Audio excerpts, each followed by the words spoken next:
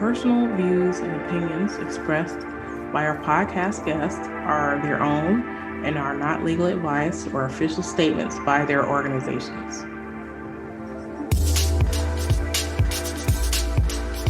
Hello, my name is Debbie Reynolds. They call me the Data Diva. This is the Data Diva Talks Privacy podcast, where we discuss data privacy issues with industry leaders around the world with information that businesses need to know now. I have a special guest on the show, Colby Scullion. He is the CEO and founder of Avantis Privacy. Welcome. Hey, Debbie. Great to be here. Thank you. Yeah, we have a funny story. So I was in a coffee shop in Washington, D.C., and just minding my business. And then you came over like, hey, the Data Diva, nice to meet you. And we started chatting. And then you collaborate with a dear friend of mine who's also been on the podcast, Jeff Jokic. And we were supposed to have coffee. Then all of us started chatting. It was so much fun. You know, Jeff is one of my favorite people. I call him the data wizard. That's my nickname for him. I've been trying to get him to embrace for many years, but I chatted with both of you all, and I was really excited about the work that you're doing with Avantis, and it's so different and unique. I want you to tell your backstory a bit around your trajectory and why you got interested in privacy. Yeah. So, first of all, I love that story. I was looking forward to, I was going to tag along with Jeff in that meeting, and he was a little bit late, and I was like, that's Debbie. I got to talk to her. I was so glad we had a chance to talk. It was wonderful to meet in person.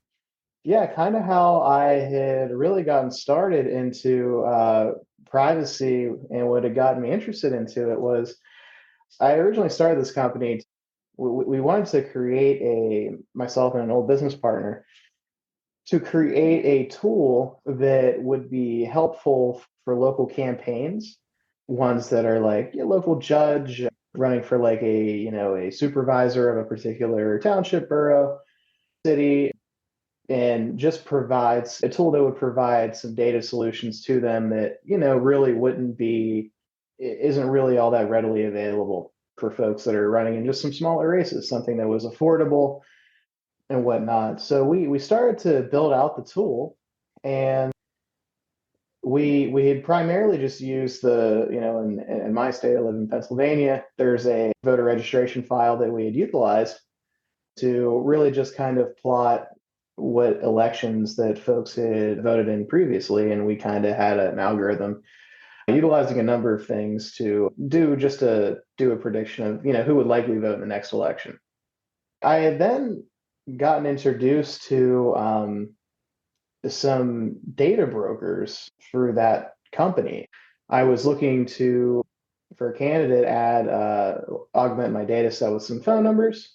So I had contacted data broker, and I was presented with a vast amount of data that I could purchase theoretically.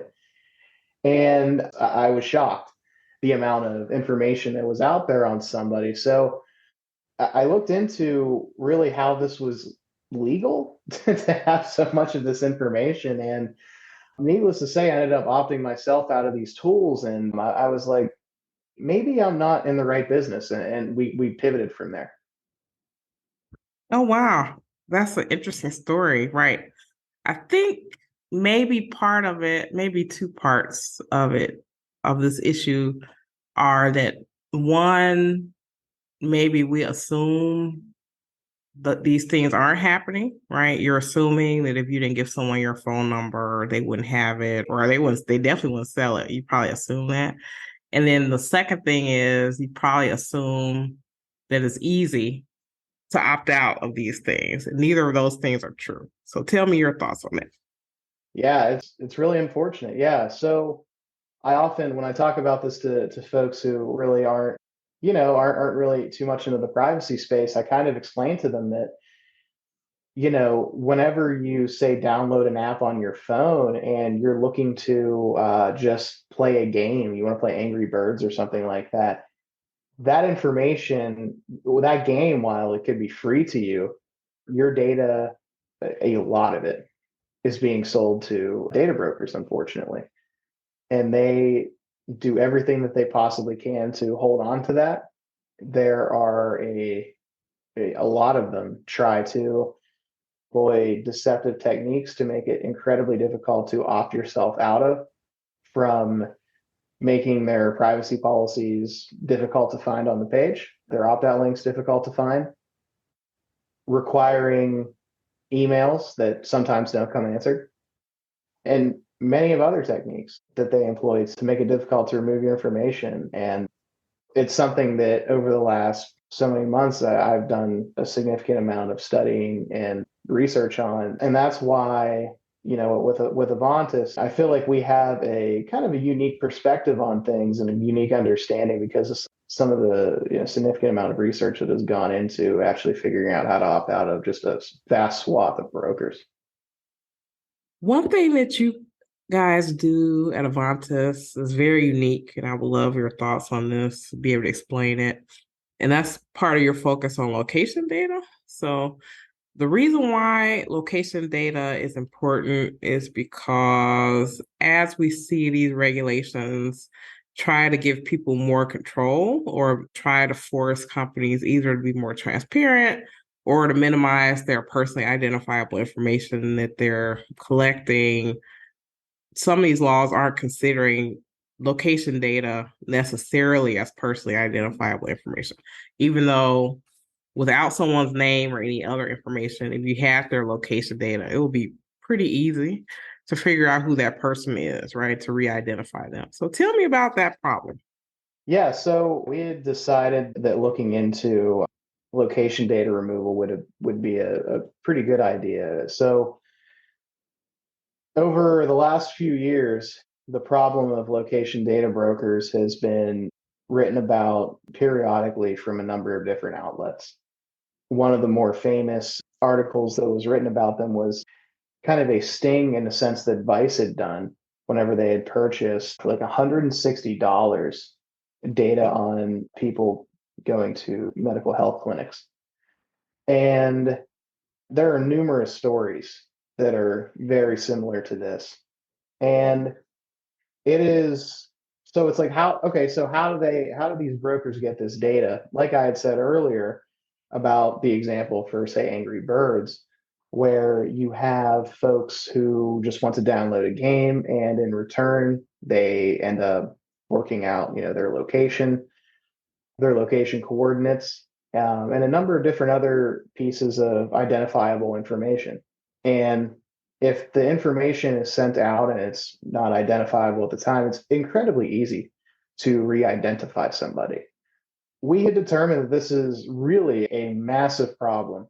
And for a fair amount of time had done a lot of research in finding out how these companies work, understanding their data flows, and understanding how we can work to help our customers get their data wiped out from these companies, because what they're doing is it sincerely needs regulated. Yeah, there was a story that I saw, and I want to say this app, I think the name is Life 360, something like that. It's sort of a family app where the person's supposed to check in with the family, or it helps like the parents track kids and stuff like that. And there was a report that within 30 minutes of someone checking into an app, that data is sold to a data broker.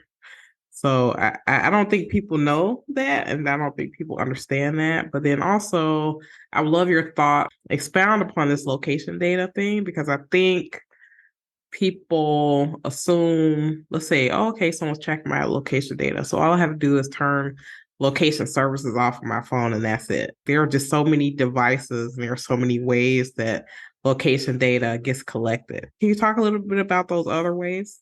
Yeah. So some of the ways that location data gets collected is so from your phone. Some apps, like I said, that you have built-in software development kits that actually take that data from the app that it collects on you and sends it directly to a data broker. Additionally, there's also other ways to do this. You can also get put into the ad bid streams, and this information can be picked up from companies, ad tech companies, and data brokers as well. There's a number of different ways. When it comes down to tracking, there are there's a plethora of ways that these companies really try to track folks, from anywhere from browser fingerprinting to IP tracking, just any way that they can possibly find to track you to build as big of a profile as they possibly can. The larger profile that they can build on you, the more that they can monetize. And it's a particularly scary thing to think about because me personally, I don't want people I don't know, seeing where I go all the time. It's not like it's not that I have anything in particular to hide, but it's just it's a complete violation of privacy. And it's just unfortunate that it's so readily available, and just the amount of data out there is mind-boggling. And one thing that I found interesting was it's not hard to purchase this data. This data can be purchased from a data marketplace, such as Oracle or Narrative, something like that. And a lot of times don't require you to really prove much about yourself at all. You don't have to prove that you work for a particular company. They don't look into who you are or anything like that. If they do, it's fairly minimal. I had to go through next to no checks or anything like that. I just submitted a couple basic details about myself that I could have completely made up. And I was able to purchase mobile location data. That's an incredibly scary thing whenever you think about how easy it is to re-identify. And there was a case that had come up. I think it was on the East Coast. I'm not sure, but the case was about, or the issue was about law enforcement not going through the proper channels of getting search warrants for stuff. And instead of doing that, they just went and bought, I think this example, they spent like $160 and got this location data report. And it's sort of like a unreasonable search and seizure issue at that point. But I think what's happening is that companies that play in this space, they're taking advantage of the fact that there really aren't any laws that talk about exactly what they're doing. And especially, and I want your thoughts, very frustrating to me is that a lot of the laws around privacy, they're interpreted as if you know the person that you gave the data to, and then you're holding them accountable, where you may not know who has your data and who is collecting it. You certainly don't know who is being sold to. So it's kind of an underground marketplace. It is. It is. And a lot of these companies boast that they have massive profiles on people in 5, 6, 7, 8,000 data points on people. And these are data points that your family members might not even know about you. Your point about law enforcement utilizing this is true.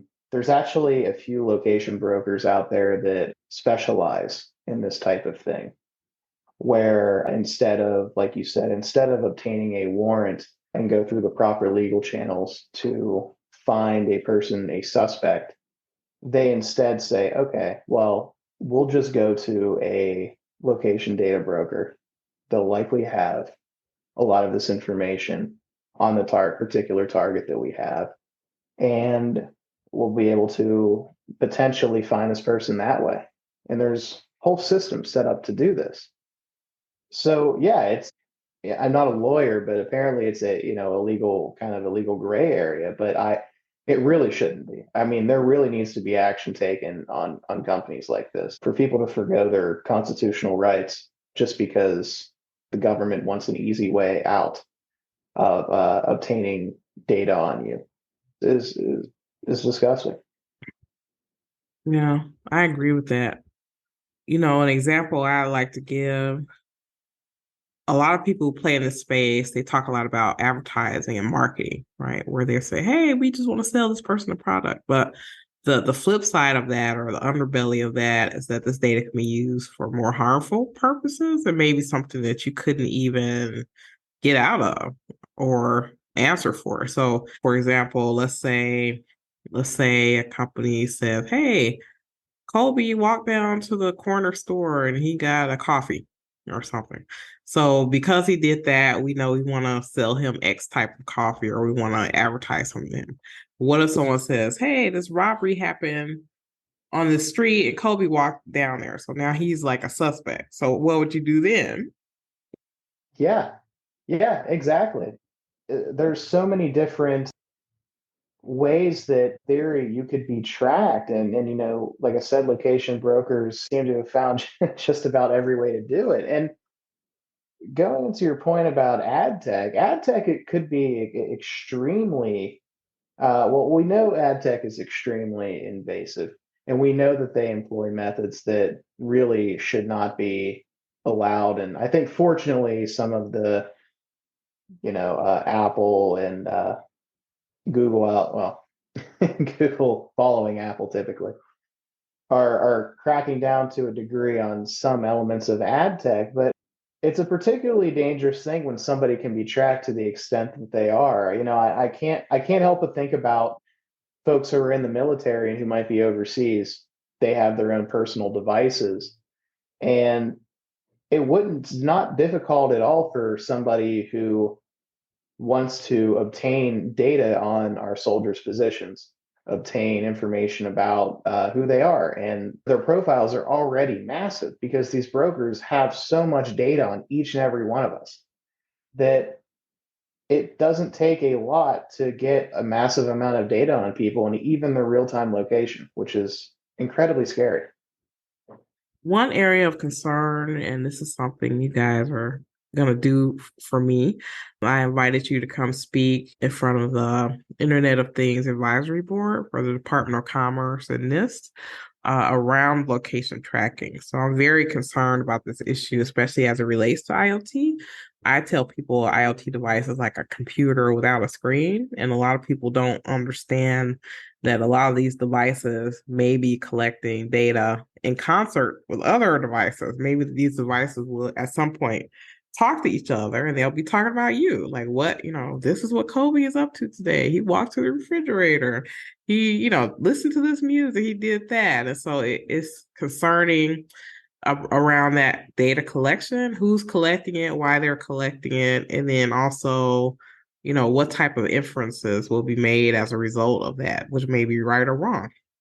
Yeah, and it's like it's interesting because whenever you look at how location is determined on a phone, right? If you rely just on the GPS in your phone, you can get it's not it doesn't pinpoint you down to the exact spot that you are, right? There's kind of a little, if you look at yourself on a map, whenever you are utilizing, say, just GPS, it's, there's a circle around you, right? And that you could kind of be anywhere in that circle, maybe even a little bit outside of it.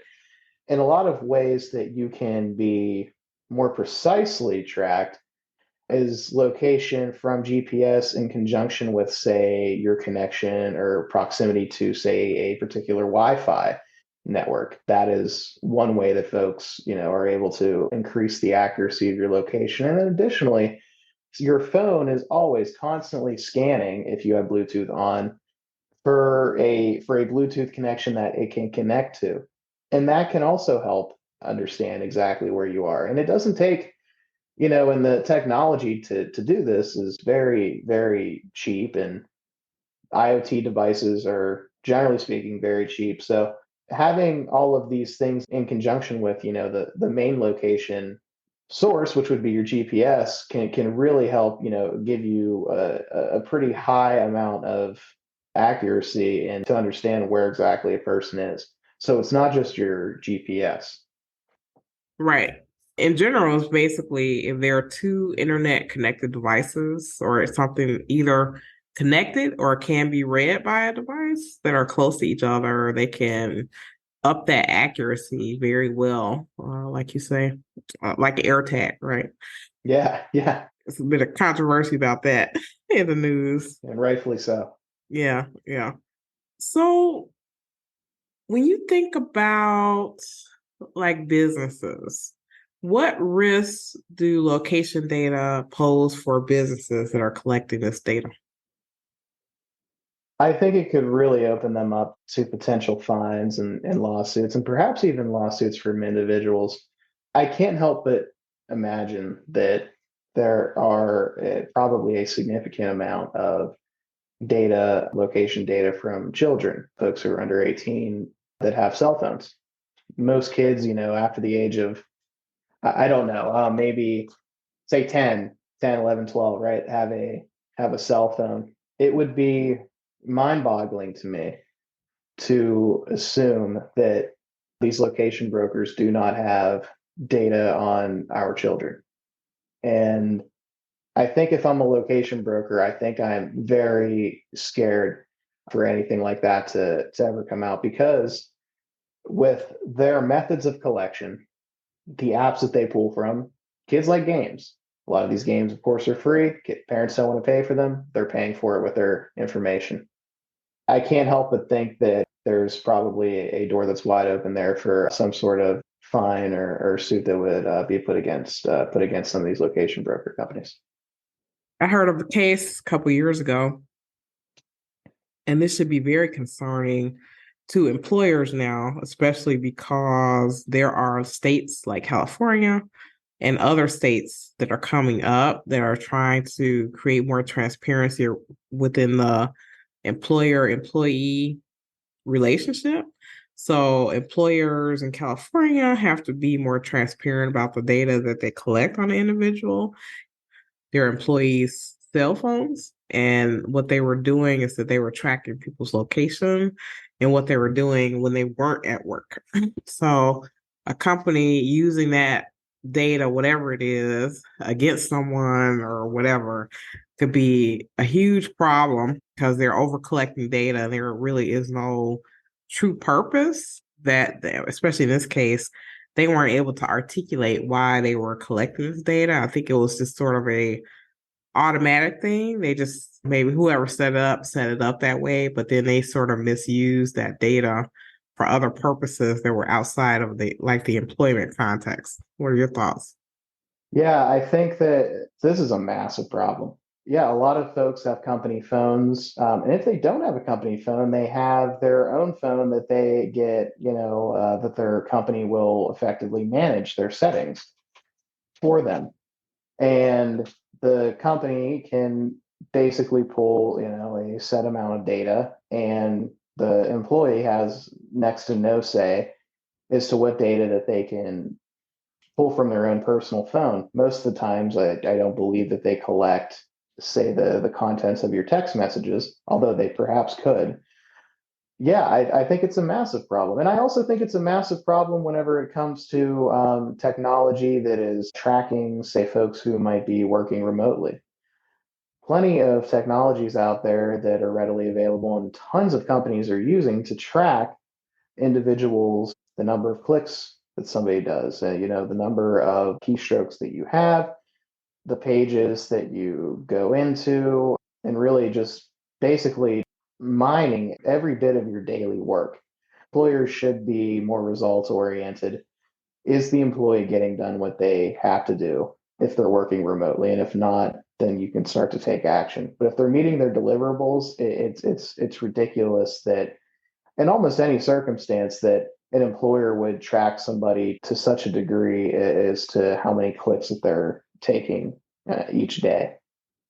Yeah, I think the employers who do this ultra surveillance, well, first of all, I would say if you don't know how to manage people, you think that those statistics make a difference, right? Yeah. How many clicks that someone does or something. But employees are very industrious, so they could be meeting all the marks, but not actually doing their job.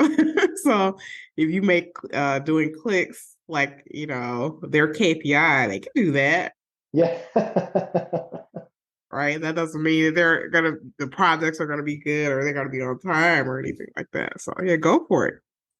Yeah, exactly. I remember the first job I had out of college, and one of the best pieces of advice I had gotten from somebody who was kind of my mentor is listen, you're not going to be busy every day, but you really need to make sure that you look busy every day. Yeah. And I always found that to be kind of funny.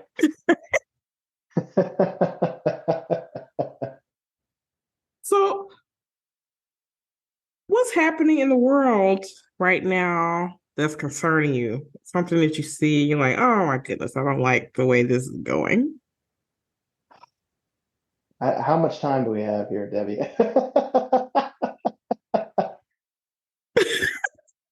Oh wow, that's a lot. I'll talk about this. I'll keep it privacy related here, right? One thing that I'm concerned about is I'm a very big advocate for regulating privacy in this country, right? And it's really really unfortunate that most of the country lives in a state that does not have a privacy law. And you start having this patchwork of privacy laws throughout the country. And one, for companies, it creates a massive problem in terms of compliance. Like that is a huge undertaking to comply with each state's individual data privacy requirements.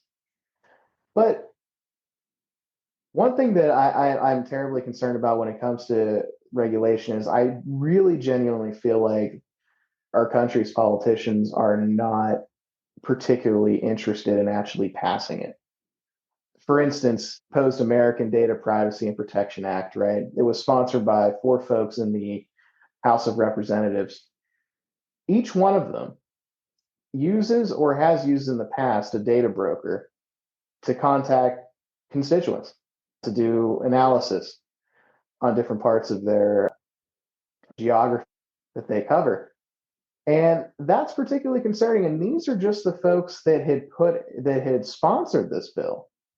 Now, folks, the problem is every I would be shocked to find if there was any United States, politician, in the national level who's not utilizing to some degree data from data brokers who just consistently violate our privacy rights. And one thing that my company does is we're looking to continue to expand the amount of political data brokers that we remove you from. And they are they are one of the most difficult to remove you to remove your data from. But I guess that's why, I see a lot of folks on LinkedIn who are somewhat hopeful for a national privacy legislation to pass. But I don't want to be a pessimist or anything like that, but there is a heavy reliance on these types of platforms, and the amount of data and services and features that these data brokers give politicians is really it's ridiculous. And it's getting cheaper and cheaper for them to obtain it, actually. So if I were to say what really concerns me about the world, I would say that would certainly be one of them. I agree with that. We had an election recently in Chicago, and I started getting these text messages on my phone. I was like, I didn't agree to this. And Yeah. a lot of it will, they'll say, oh, they'll send it and then they'll say, oh, you press stop or something like that. And to me, that's like one of the biggest problems that we have in the US, and that is a lot of this advertisement or contacts is not opt in, it's opt out. So it's like you can get a billion messages, but then it's your responsibility to fight all these different people and tell them, stop sending me this, stop sending me this. So in a way, I wish that the onus is not put on a consumer. From a marketing perspective, I literally saw, and I'm sure a lot of companies do this, where they'll say, okay, we'll put a button on our website to say you can opt out of data sharing. And then they list like 200 places that they share your data, and you have to go into each button to try each one. You have to like click no, no, no, no, no, no. It's like that should not be. A consumer should not have to do that. And so they do it because they know that people are going to get tired. Like, oh, it's not worth it. But it shouldn't be so hard. And we're seeing legislation in Europe where they're saying opting out should be as easy as opting in, right? But we don't even have opt in. We just have just a fire hose of data, and then we have to try to fight everything. What are your thoughts? Yeah, it's really troubling. And you're 100% right. Like they completely rely on people who don't have the time, which none of us do have the time to go through and opt out of as many solutions as or I'm sorry, opt out of as many sites and companies as they possibly can. It's just not feasible for folks. And whenever we were kind of coming up with the idea of Avantis and kind of where we were looking to how we were looking to kind of position ourselves, I think one of the most critical things is we understand that privacy is difficult, privacy is confusing, especially in the United States. And the way we want to portray ourselves and communicate to our customers is really just in like some plain text language that we can, unlike some of these privacy policies that if you want to read through, you need like a legal degree. We want to kind of communicate with folks who just using regular terms. And I think that being that these companies make DataSphere so difficult to comprehend for somebody who might not be really all that knowledgeable of it, and that's kind of where we're hoping to kind of bridge that gap. I heard someone use a term, and I want your thoughts about this because I think this is the way that we're going. Someone said that we're moving into a trust economy where people will give their data to people they trust, or they'll at least have more of a trust lens in which they want to evaluate companies. So to me, in my view, I think that's an opportunity for companies if they want to create the right transparency and stuff like that. And they want data from people. If they do it in a trustworthy way, they'll probably get better data and more data, right? Especially if they are doing something that benefits the individual. So a lot of this data sharing and data brokering that we're talking about doesn't really benefit the person. What are your thoughts? You're 100% right. Like when it comes to, I look at the emails, for instance, that I get, and most of the companies that I just don't, I'm not even remotely interested in. Sometimes I have no idea how they even have my email.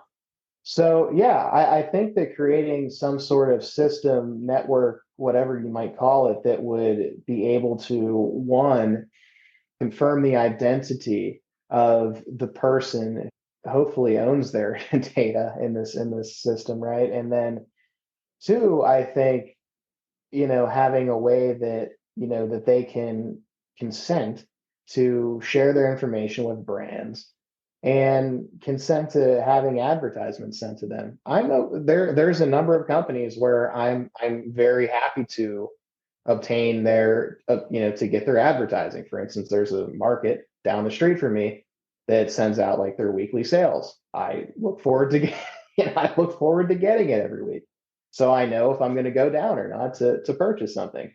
And then for every one of those, there's 10, 20 other emails that I receive that I just don't want and I have to unsubscribe from. So yeah, I think that having something like that would really an infrastructure set up that way would be fantastic. It'd be fantastic for consumers and for companies. If you're from a company perspective, if you know that I'm interested in your particular product and you know that I'm actually identified and verified, that is you can that's perfect to send me highly tailored advertising that I consent to and I'm happy to receive. I think a lot of my friends in Europe are a bit shocked because they have to consent, right, to advertising. So it's opt-in, where ours is, they just spray us with all types of stuff and we have to fight our way out. So it's definitely a different paradigm, but I think I'm hoping the tide is changing a bit where maybe it's not worth it, to companies to do this whole spray and pray thing where they're using technology to try to hit as many people as possible. And maybe very few of those people are really their target audience. So if we were the world according to you, Colby, and we did everything that you said, what would be your wish for privacy anywhere in the world, whether that be technology, legal stuff, human behavior? What are your thoughts? Yeah, I think that, I think I'm going to refer to kind of what we just talked about. I think that having some sort of infrastructure built to where I'm able to, first of all, control the amount of data that I have on myself that is disseminated to other to brands, and that I can revoke access at any point, or I can reduce the amount of information they can obtain from me, for instance. I think having an infrastructure set up like that would be really, really critical in terms of just individual data privacy. And again, like I said, I think there's a great case to be made for brands adopting this as well. I mean, buying mass marketing list and just sending out blanket emails and hoping somebody will purchase is probably not, it's not the way of the future. And it's potentially more expensive than some other methods of doing that, like the kind of like the trust method that we had talked about. So I really hope to see. Additionally, I also hope to see that some national privacy laws that are strong, that put people's personal data back into their hands, where they can give consent to companies before they decide to take it and do God knows what with it. Like I said, I am somewhat skeptical that that'll happen anytime soon, just because of the reasons I had mentioned a little bit earlier. But I sincerely hope that that be passed. Yeah, I hope so too. California was the first state to pass a data breach notification law. And by 2019, all 50 states had data breach notification laws, but they're different in every state. And I was like, you all need to pass something like now, or we're going to have the same thing play out. And that's exactly what's happening. So, of course, California is in the front and other states are following. And so, crazy as data breach notification is, which is totally bananas, like it'd be totally ridiculous and outrageous if we had ended up with 50 different state privacy laws.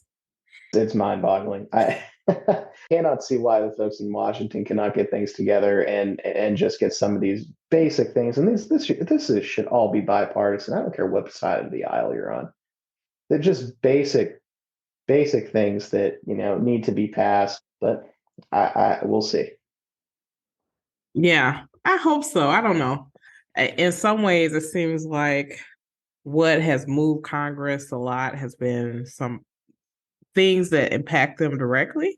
So, like, for example, in 1988, when Robert Bork was a nominee for the Supreme Court, and so a reporter had gone to a Blockbuster video store and got his rental history. And as a result of that, they passed a law against that, and it came out like this. Like, Yes. I think in a couple of months, I think it came out. So unfortunately, I would hate to have something happen like that that will force people to move, but that seems to definitely get things moving. Yeah, it's like the citizens can suffer for however long, but it's like once something happens to somebody in power, unfortunately, that's when it seems that change starts to happen a little bit more quickly. Absolutely. Hopefully, that won't be the case going forward. Absolutely. Absolutely. So, well, thank you so much for being on the show. This is great. I love what you and Jeff are doing with your company, and location data is like the holy grail at this point because that, even though the laws right now they're forming, they're trying to wrangle the data issue, but location data to me it should be its own special category. Yeah, yeah. If you don't have location privacy, you don't have privacy. At Avantis Privacy, we kind of combine the location privacy aspect of things with the more traditional opt-out sort of company that, of course, we remove you from people search sites and large data brokers and everything like that. But we also pair that with location removal. And then we also are going to be first to the market for another product, which is privacy counseling, which we're incredibly excited about because whenever, I think most folks, like I said earlier, are very unaware of some of the things that they can do to protect their data privacy. And it's confusing for most of this country. And I think that and we'll be here to really help walk some of our clients through some of the best practices and ways to protect their data and do it in a fairly easy, simple way. Yeah.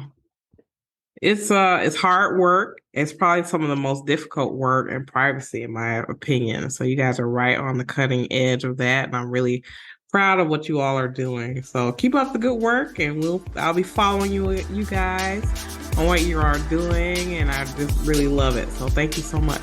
Thank you so much, Debbie. I really appreciate it. All right, we'll talk soon. Thank you. Okay, bye-bye. Bye.